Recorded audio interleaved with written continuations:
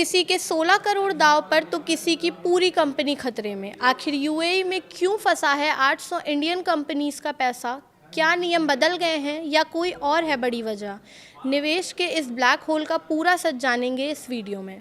नमस्कार, मैं प्रिया श्रीवास्तव और आप देख रहे हैं न्यूज़ 18।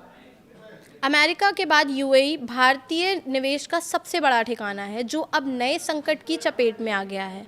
यहाँ अलग अलग सेक्टर में फैली भारतीय कंपनियों की मजबूत मौजूदगी अचानक खतरे में नजर आ रही है।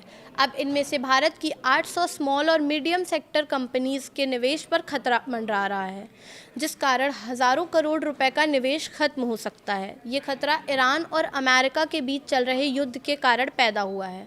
इस युद्ध के कारण यात्रा से लेकर एक्सपोर्ट सेक्टर तक प्रभावित हुए हैं।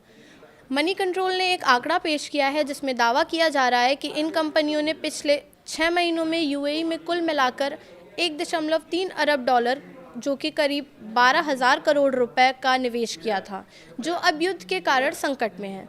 सबसे ज़्यादा नुकसान रिटेल और हॉस्पिटैलिटी सेक्टर की कंपनियों को पर होगा, जहां 280 भारतीय कंपनीज ने करीब 400 मिलियन डॉलर का निवेश किया था। भारतीय रिजर्व बैंक यानी आरबीआई के डायरेक्ट फॉरेन इन्वेस्टमेंट आंकड़ों से ये जानकारी मिली है। रिपोर्ट्स ये भी कहती हैं कि ये खतरा इसलिए भी बढ़ा है क्योंकि पिछले 2 सालों में यूएई अमेरिका के बाद भारतीय कंपनियों के लिए दूसरा सबसे बड़ा फॉरेन इन्वेस्टमेंट की जगह रहा है।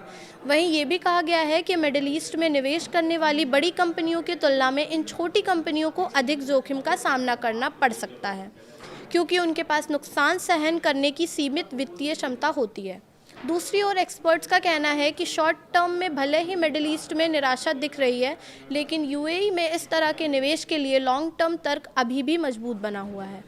अब आपको बताते हैं कि किस कंपनी ने कितना इन्वेस्ट किया है। मुंबई की कॉफ़ी रोस्टर कंपनी सबको कॉफ़ी ने यूएई में अपनी सहायक कंपनी के फंडिंग के लिए $2,10,000 भेजे थे। लाइफस्टाइल ब्रांड ब्रह्म लाइफस्टाइल प्रोडक्ट्स ने $20 लाख का निवेश किया था, जबकि एक अन्य hospitality company idem natural wellness ने इस साल की शुरुआत में करीब $6,80,000 का निवेश किया था। हालांकि ये निवेश अगस्त-सितंबर 2025 के बाद हुए हैं, लेकिन आरबीआई इन लेन देन की सटीक तारीखों के बारे में जानकारी नहीं देता है। एक्सपर्ट्स का कहना है कि इन कंपनियों को नुकसान और व्यावसायिक व्यवधानों का सामना करना पड़ सकता है। सबसे बड़ा रिस्क ये भी है कि इनमें से ज़्यादातर छोटी कंपनियों के पास कोई एक्टिव वॉर बीमा पॉलिसी नहीं है, जिस कारण इनके लिए और भी बड़ा खतरा बढ़ चुका है।